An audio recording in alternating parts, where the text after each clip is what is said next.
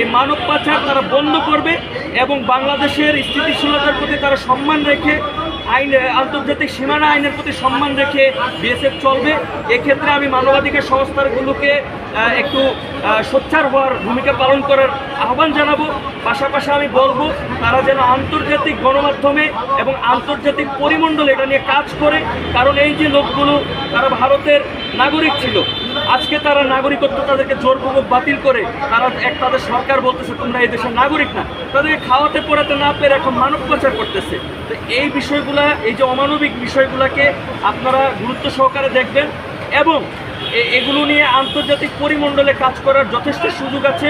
আমরা মানবিক দৃষ্টিকোণ থেকে এগুলো নিয়ে কাজ করব বলে আমি আশাবাদী এবং আমি বর্তমান সরকারকে বলবো 54 বছরে অনেক হয়েছে, আমরা সবাই স্বাধীনতার চেতনা উজ্জীবিত, আমাদেরকে প্রমাণ করতে হবে যে আমাদের দেশের প্রতি আমাদের মায়া মহব্বত আছে।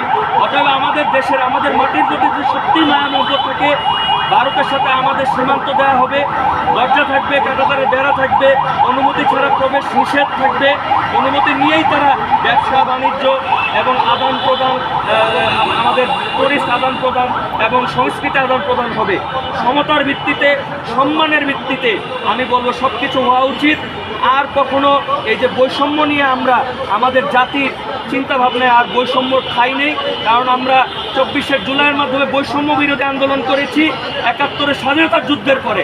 তার মানে আমরা যে অধিকার সচেতন হয়েছি, এটা বর্তমান যারা রাজনীতিবিদ আছে তাদেরকে বুঝতে হবে।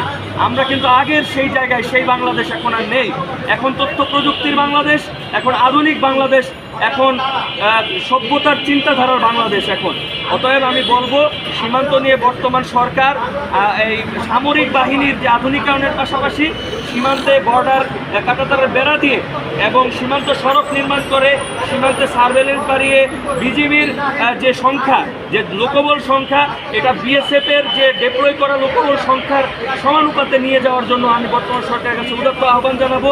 যদি ভারত সত্যি আমাদের সাথে, ভারতের জনগণ একত্রিত হতে চাইতো 7 রাজ্য 7 সিস্টার্স, তাহলে তারা এই ভারত সরকার কখনোই বাংলাদেশের সীমান্তের পাশে কাঁটাতারের বেড়া দেওয়ার দুঃসাহস করতো না। অতএব এই বাস্তবতা আমাদেরকে বুঝে নিতে হবে এবং সীমান্তে বাংলাদেশের নিয়ন্ত্রণ প্রতিষ্ঠা করার জন্য যেন বাংলাদেশ সরকারের অনুমতি ছাড়া কেউ এখানে না আসতে পারে, বাংলাদেশের অর্থনীতিকে সমুন্নত রাখতে এই কাঁটাতারের বেড়া দেওয়া খুবই প্রয়োজন বলে আমি মনে করি। ধন্যবাদ।